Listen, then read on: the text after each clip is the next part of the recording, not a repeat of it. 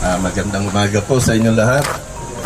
So, ang topic po natin ngayon ay bago tayo pumunta sa grow out, yung pagpapalaki ng isda, pumunta muna tayo kung paano natin papaanakin yung tilapia. Hatchery muna tayo, then grow out tayo. Sunod natin, na?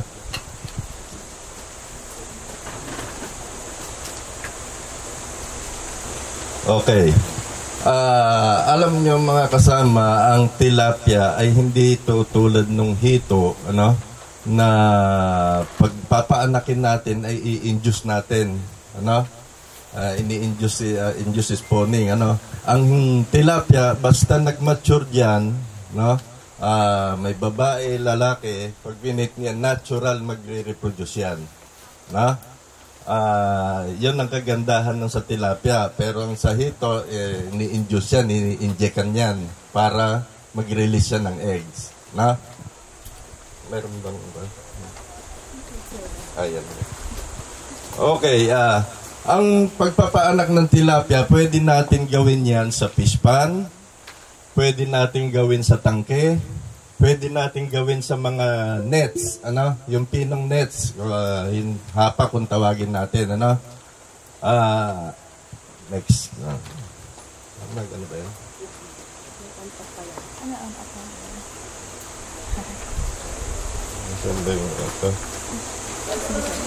Ayan.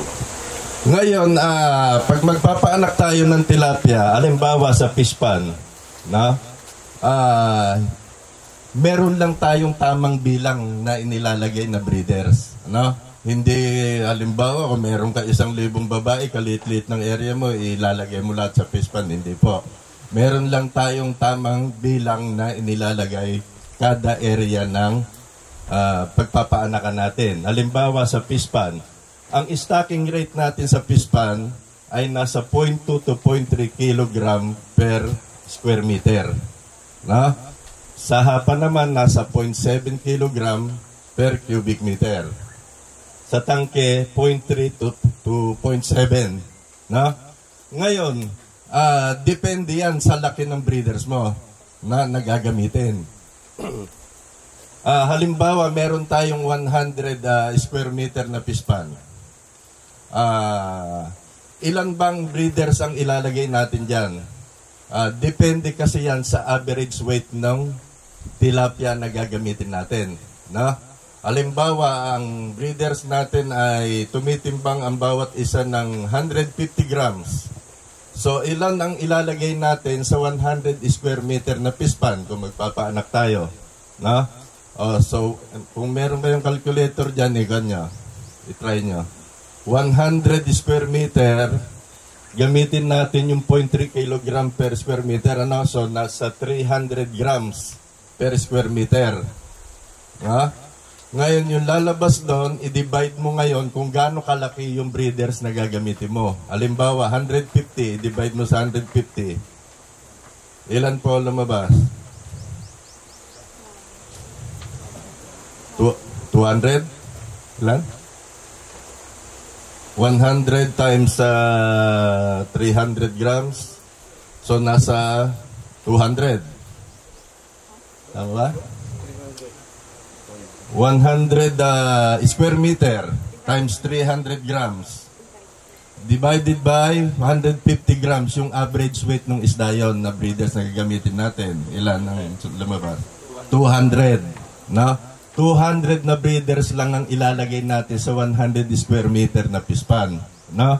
Ngayon, meron tayong stocking ratio na gagamitin. 1:3, isang lalaki, 3 babae. No? So, ilang babae ang dapat natin ilagay? So, 200 times 0.75, nasa 115 babae, 50 lalaki. Ganon lang po yan. Depende po yon kasi yung iba, ang ginagamit nila 1:2, meron yung 1:4, ganon po yon. Ako kasi 1:1 lang ako. No? Ganun po yun. Mahirap yung 1:3, ano? Masakit sa ulo. Yun po, ganun po. Pag sa hapa naman po, ganun din. Susundin lang po natin yung tamang timbang kada cubic meter. Ganun din sa tangke. No? Pero yung ginagamit natin, yung the most common kasi na ginagamit nating stocking ratio is 1:3. No? Yan po yung base sa pag-aaral kasi namin, mas marami siyang na-reproduce kumpara sa 1:4, ganyan. Saka hindi masyadong hirap yung lalaki. Okay? So, ang CLSU po, marami tayong klaseng strain ng tilapia, no? Ng mga improved tilapia. Ang CLSU, ang pinuproduce niyang strain ay yung tinatawag po nating PAS strain. Ano ba yung PAS strain? Yung Freshwater Aquaculture Center Selected Tilapia. No? Ito yung former IDRC kung tawagin nila. No? Halimbawa, CLSU, PAS ang pinoproduce. Ang BIPAR, meron din silang sarili, Excel, ganyan. Iba-ibang strain, in-improve lang nila ng in-improve. No? So, depende na sa inyo, option nyo na yon kung aling strain yung mga gagamitin nyo, nasa sa inyo naman yan. Kung gusto nyo subukan yung dalawa, kung saan kayo mas kikita, go kayo doon. Na? Lahat naman po yan ay dumaan sa mga masusing pag-aaral po. Okay? So halimbawa po, ang kinuha yung breeder sa amin ay yung PAS strain. No? So pag bumili po kayo sa amin ng breeders, makukuha nyo lang po yan, fingerlings lang siya. No? Dalawang line po yan. No? Magkaibang family po yan. Ang breeders po namin ay late maturity. No? Ibig sabihin, yung ikalimang buwan niya, mula nung napisa siya, doon pa lang nag-i-start mag-mature yung aming breeders. No? Kumpara mo doon sa ibang strain na wala pang 4 na buwan, nag-aanak na. No? So, itong amin ay late maturity ito. So, pag nakakuha kayo sa amin, dalawang line po yan. Line 1 and line 2, ngayon po, pag matured na siya, no, nakita nyo, malalaman nyo kung matured siya, kung mapula na yung ari niya. No? Baka i-breed nyo siya, i-breed nyo siya, maputi pa yung ari niya, hindi po mag-aanak yun. Ibig sabihin, hindi pa matured yun. Checkin nyo po, pag medyo mapula na yung ari niya, ready to spawn na po yan. Na? So, ang pagbe-breed po, para maiwasan natin ng inbreeding, yung babae at lalaki ng line 1, pag mature na siya, ibubukod nyo yan. Yung line 2, lalaki at babae rin niya. No? Ngayon, yung lalaki ng line 1, yun ang i-cross mo sa babae ng line 2. Ganun po yan. Tapos yung lalaki ng line 2, yun ang i-cross mo sa babae ng line 1. Yung magiging anak po nyon, yun po yung sinesex reverse namin na binebenta na sa farmers na pangkain na. Parang palay po yan, merong registered, certified, mga ganun lang din po yan. No? Ngayon, yung mga anak po na yan, hindi nyo po pwedeng gawing breeders yan. Dahil yan po ay palakihin na po yan. No? Pag ginawa nyo po, magkakaroon na ng inbreeding. Yan po kasi ang isang malaking problema ng tilapia industry natin ngayon. Yung mga quality ng fingerlings. Kahit anong pagkain mo, pag hindi na maganda yung isda mo, hindi lalaki po yan. Ano po? So, okay na po yung pagbe-breed po. Nawata niya? Okay po. Yan po. Yung pagkukolekta po namin, pag mature na po siya, kinukolekt niya. Ngayon, paano po natin malalaman kung babae at lalaki yung isda? No? Meron po tayong lights ba ito? Ilay? Later. Yung lalaki po, malabo kasi rito. Yung lalaki kasi elongated yung ari niya. No? Ayun, medyo pahaba po siya. Makikita nyo, nakausli po yung ari niya. Tapos dalawa lang po yung butas niya, yung daanan ng ihi at saka yung daanan ng dumi. No? Ngayon po yung sa babae, 3 po yan at saka yung ari, makikita nyo medyo pabilog po yan. No? Meron po dyan, ito yung daanan ng dumi, daanan ng ihi at saka yung labasan ng eggs niya. No? Tandaan nyo po, ang babaeng tilapia po, pag matured na yan, present na pong eggs sa tiyan yan.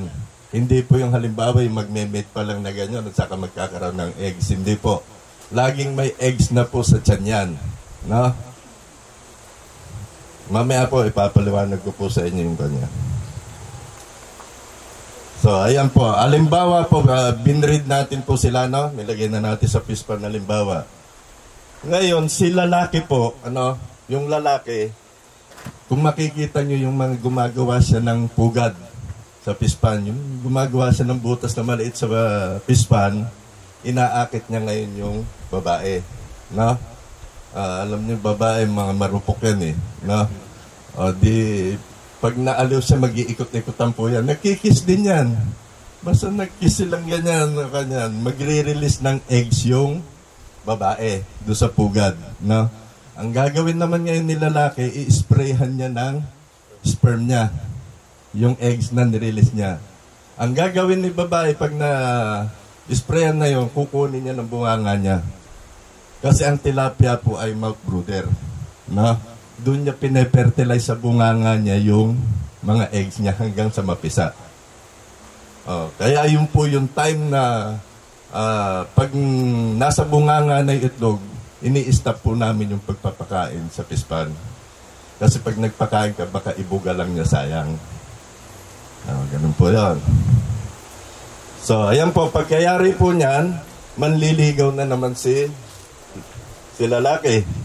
Salawahan si lalaki. Tatlong may ipaparis mo sa kanya eh. No? Hanggang sa kanya. So, sa fish pan, after 10 days, meron nang ibubugang mga fry yan. No? Pag may nakita ka ng fry yung tawag sa mga bagong bugang similya. No? Pag nakikita mo yan sa gilid ng fish pan, grupo-grupo yan. Ibig sabihin, isang family ang pan na yan. Yun yung start mong kukuhanin lagi. Araw-araw yun, magat hapon hanggat may nakikita ka.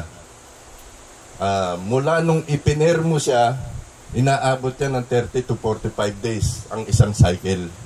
No? Hanggat may nakukuha ka, kolekta ka ng kolekta. Kumpara mo sa hapa, pag sa hapa kasi, every 15 days lang, collection ka. Ang kaibahan sa hapa at saka sa tangke, pag sa hapa ka nagkolekta, may makukolekta kang eggs. No? Hindi mo may iwasan yon. Pag sa fish pan, fry lang ang makukolekta mo. No? Tandaan niyo po yun. Pag sa hapa, kailangan meron kang AI, yung artificial incubation. Kasi sayang naman yung mga makukolektan yung eggs sa bunganga ng mga babae. Okay? Ganyan po yan. Umiikot lang po yan. Then after po ng cycle, pag medyo kasi meron tayong hindi nakukuhang mga prime, nakakalaki na po yon. Pag bumuga uli yung kakainin na lang nung mas malalaki yon. Kaya pinatutuyuan na po natin fish pan. Pag-ihiwalay na naman natin yung babae at lalaki, kukondisyon na naman natin for 1 week, and then salang na naman. Tuloy-tuloy lang po yan. Kukondisyon lang po natin ng 1 week po yan, i-paper na naman po natin. Ganun po yan. Okay? Tulad po sinabi ko sa pagpapakain po, halimbawa sa fish pan, nag-pair tayo. So, before 10 days, i-stop na natin yung pakain niya. Kasi nga nagma-mouth brood na siya, no? Para hindi masayang. Ang kakain lang po kasi ng mga lalaki lang, no? Tandaan nyo po, pag breeders, minimal lang ang pakain niya, yung maintenance lang ng katawan niya. Hindi natin intensyon na palakihin yung breeders natin. Hindi po pang grow out yan. Ang purpose po natin sa breeders, pag anakin, hindi palakihin. Ano po? Kasi later on, habang tumatagal po yan, lumalaki naman po yung breeders natin. No? Kasi mahirap mag-handle ng malalaking breeders. Yung paghawak lang po niyan. Ang comparison po niyan, ito pa isa. Halimbawa, meron kang isang pirasong babae na tumitimbang na 1 kilo. No? Meron kang 5 pirasong babae na ang total niya ay 1 kilo lang din. Okay? Natural, pag mas malaki ang babae, mas maraming naiitlog yan.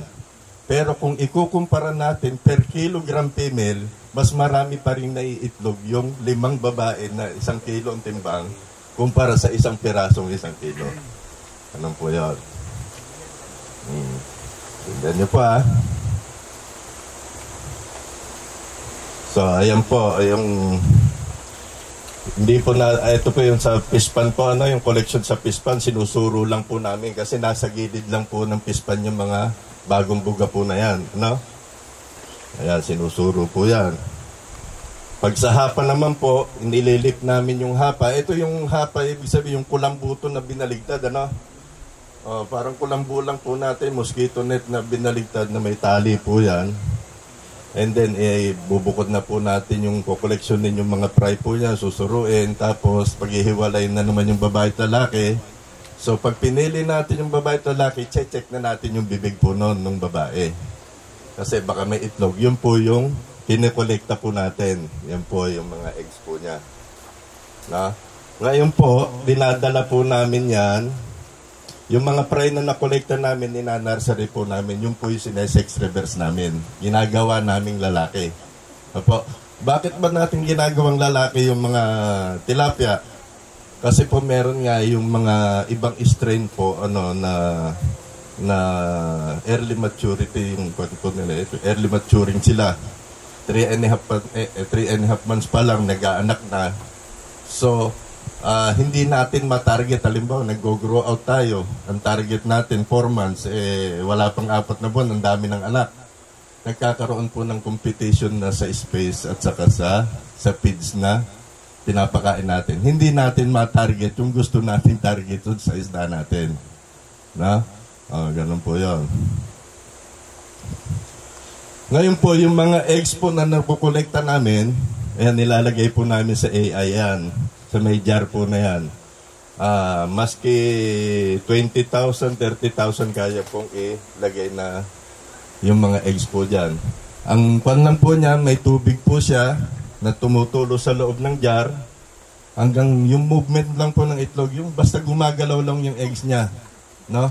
Mga 2 to 3 days po yan, mapipisa po yan, malalaglag po dun sa may tray. No? Pag nalaglag po yan, dadalhin na naman po yan. Sinesex reverse na naman po namin yan. Na? Yung sinesex reverse po namin, yung pa yung merong yolk sac pa sa tiyan. Yung medyo makunta yung tiyan niya. Na? Pag medyo malaki kasi, kung na po yun, may sex na po siya. Pag may yolk sac pa siya, hindi pa identified yung wala pa siyang sexes na yung tilapia natin. Okay? So, after po nun, nayari yung sex reversal natin ng 21 to 28 days. Yun po ang range po ng number of days ng pagsisex reverse natin. I-grade na po natin siya sa different graders po natin. Ayun, pwede na po siyang ibenta. Yun po yung mga kinukuha ng ating mga grow-out operator po. No? Yan po, kinukondisyon po namin yan at least 8 to 12 hours pag kinolekta po namin yan para makondisyon po siya. Okay? Ngayon, ang pag binebenta, nilalagay po natin yan sa may oxygenated plastic bag, ano? Paano ba ang pagbebenta niyan? Binibilang ba natin isa-isa yan? Hindi po. Nagsasample lang tayo. Halimbawa, yung 100 piraso, bibilangin namin yan. Halimbawa, yung 100, tumimbang siya ng 10 grams. No? Kada plastic ang ilalagay po natin, 1,000. Times 10 mo lang siya, 100 grams, timbang ka na lang ng timbang. Pag binilang po natin isa-isa yan, patay na ka, mamamatay po yan. Ano po? Stress po yan. Okay? Yan po, panay na ready for transport na po yan. Ayan, ready for stocking na po yan.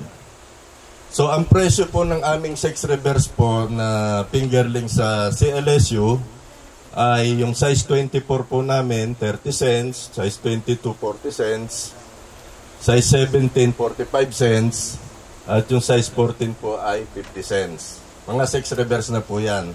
Ano po? Okay. Pero yung price na yan, ano yun? Yung black o yung red? Yung black po yan. Black po. Yung red natin kasi binaba na rin namin yung presyo eh. Kumbaga sa ina-advertise pa lang natin yung red natin tapos kamahal na ng presyo ng fingerlings niya. Lalong hindi mabibili ka ako yan. Tilapia rin naman yan. Iba lang ang kulay. Pag inihaw mo yan, nasunog, iitim din yan. Para sa akin kasi, the same lang naman ang lasa niya. Kaya lang mas ma-appeal kasi yung kulay niya, yung pag sinigang mo siya, yung niluto mo may sabaw. Medyo mamula-mula talaga yung kanya, flesh niya. Almost same lang din po. Tilapia rin po yung konto na yan. Makakuha ba kami sa itong presentation? Meron po, meron. Pwede niyo po i-copy yung sa USB po. May dala po ba kaya? Sige po. Sa marketing po, wala naman tayong problema sa marketing. Alam, mag-invest kayo sa hatchery. Marami tayong ngayon sa mga Facebook lang, i-post mo lang eh.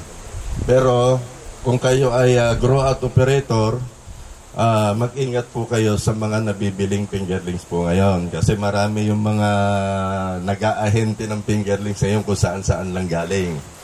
No? Kaya dapat kukuha kayo talagang sa reputable source talaga. No? Alamin nyo po kung ano bang klase yung isda nyo, saan ba galing yan.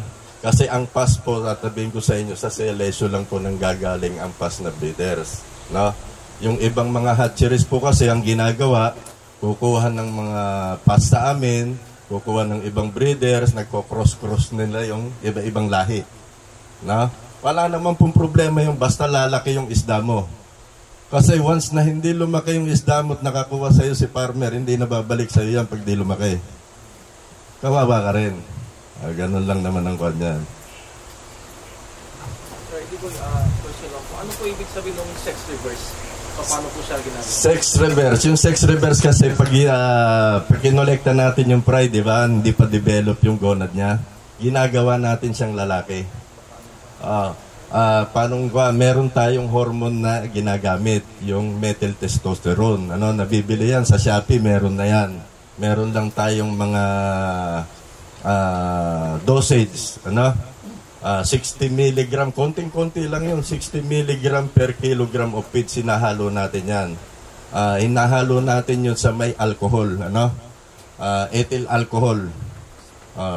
Yung per kilogram ng feed, gagamit ka doon ng mga 350 ml na alcohol, imimix mo yung 60 mg na hormone. Mimix mo yon and then ihahalo mo sa feeds. Yun ang ipapakain mo ngayon sa mga maliliit na fry na nakolekta mo for 21 to 28 days. So almost 100% magiging lalaki po yan. Ganun po yan. Sir, excuse me po. Pwede po ba kami anytimes na sa fingerlings for grow-out po, meron po kami naka-assign na tao ron na po kontakin po nyo, magpapa-schedule po kayo, gano'n. Ganun po. Ngayon po kasi ina-accredit namin lahat yung accreditation ng mga hatchery o kawan po namin. Kasi ang PAS po kasi meron mga accredited hatcheries na po yan. Inaayos na po namin yon para halimbawa kung saan kayo malapit, halimbawa kung sa Pampanga kayo, meron na rin po kayong makukuha nun na hindi nyo na kailangan pumunta pa ng Celesio. So meron po kayong directory of distributors na Meron po mga accredited hatcheries po. Cagayan po. Alam ko po na itong May pupunta po kami ng Cagayan, Isabela, Cagayan, Kalinga. Maglalagay po kami ng PAS na one po dyan. Hatchery po. Laguna po, galing na rin po kami ron. Meron din po doon yung sa may Kaharian ba? Kahariam. Pero meron din yung dito sa Laguna. Meron din. Makikita nyo po yun, ipopost po namin yung lugar, pangalan ng farm, kung saan kayo pwedeng kumuha nung talagang PAS na fingerlings. Mas maganda pag pinag-uusapan namin yun, dapat the same price nang walang bombahan ng presyo po. Opo. NCR daw Manila rate daw Hindi po. Alam ko po nabanggit na po yan yung mga presyo po. Yung iba kasi binababa nila para mabili yung gano'n. Yun lang po ang ginagawa ko sa inyo. Mag-ingat po kayo yung mga online. Lalo kasi nag-umpisa po yan ng pandemic Yung online na pati fingerlings, inaahente na No? Halimbawa, may umorder na 1,000,000 hindi mapunoon ng isang hatchery. Kung saan hatchery kumukuha po yon. Halo-halo na yung fingerlings na i-deliver nila. Kaya yung paglaki ng isda, una-una rin, meron yung hindi lumalaki, meron yung lumalaki. Ganun po yon. Kaya maging maingat po tayo sa mga pagbili ng fingerlings po, no?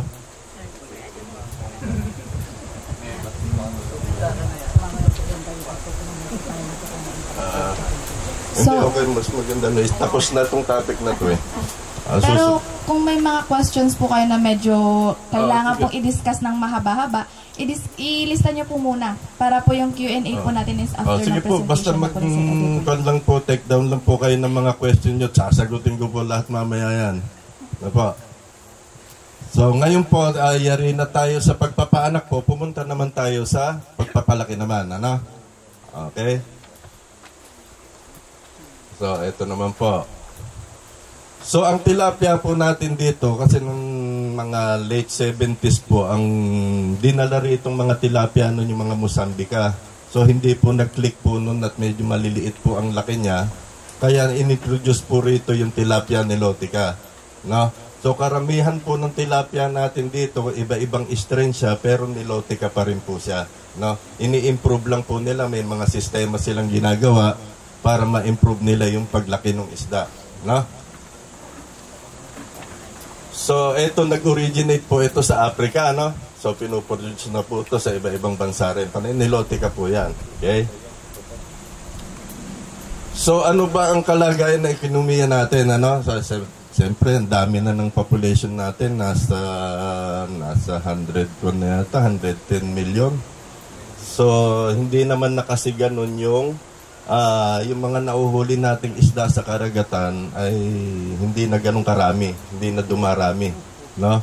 So ang nakikita nating pupuno sa problema po na yon, yung pag-aalaga natin ng tilapia, no? Yung aquaculture, pag-aalaga natin ng isda. Malaki po ang naitutulong po niyan na i-contribute natin sa pangailangan natin sa pagkain, ano po? So, ito po. Ang tilapia po ay isang source po ng protein po yan. Bukod po sa mga land animals po natin, so malaki na i-contribute po ng tilapia. Kaya kung kayo po ay nagpo-produce ng tilapia, ay malaki na itutulong nyo sa bansa natin. No?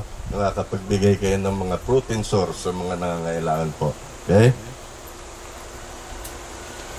So, siguro naman lahat po kayo kumakain po ng tilapia, ano? Kasi andito kayo ngayon, interesado kayo eh. No? So, nung nakaraan po kasi, ito kasi ang kinukonsider natin ngayong isdang pangmasa eh. No? Dati yung galunggong, di ba? Yung kamura, galunggong, isang tumpok lang, ganun eh, no? Eh ngayon, kamahal na ng galunggong ngayon. Ang tilapia, magkano lang, parang gate price namin, nasa 100 pesos lang yata. No? Pero mas mataas pa sa ibang lugar, no? Napakadali pong alagaan po ng tilapia natin. Ilagay lang natin niya sa isang katubigan po. Basta maganda yung environment niya, ay maganda po magiging resulta ng pag-aalaga po natin. Okay? So, ito po yung mga klase ng fish pan natin. Kung magpapadevelop po kayo ng fish pan, halimbawa, interesado kayo magpadevelop, gandahan nyo na yung kailangan na de-drain na siya ng gravity. Hindi na tayo gumagamit ng mga water pump, ano? Para ma-less po natin yung cost natin sa mga diesel, ganyan. Kung may area tayong tapunan ng tubig, halimbawa, tatanggalin lang natin ito, bumade-drain na siya, malaking tulong po yon, no? Mapa-rectangular yan, square yan, irregular shape yan, basta importante may outlet siyang maganda. Okay? So sa pag-titilapia po, ang isang kwan po dyan, isang importante yung management po, ano? Kahit ano naman business natin, pag di natin tinutukan yan, hindi maganda ang magiging output niyan eh. So talagang kahit pa paano tututukan natin yan para gumanda yung kalabasan ng business na gagawin natin. Okay? Okay, halimbawa meron sa inyo interesadong mag-pispan, magpagawa ng pispan. Hindi po lahat ng area ay pwede natin gawing pispan. Ano po? Dahil meron po yung mga lupa dyan na galas, yung mga ganyan. Meron po tayong mga criteria na pwede nating sundan sa pagpili po ng lugar na gagawin natin pispan. Ano? Una po, titignan natin yung history ng area na pwede nating i-develop. Ito po bang area na to ay binabaha po? Titignan tayo, magtatanong-tanong tayo, binabaha ba yan? Kasi dapat ang pispan natin, naka-elevate po yan. No? At tumaas man ng tubig, hindi siya lulubog. Ano? Isang kwan po yan. Pangalawa po yung klase ng lupa. No? Kailangan yung lupa na ginagamit natin, yung lagkitin, yung nag-hold siya ng tubig. No? Na pag pinatubigan natin yung pispan natin,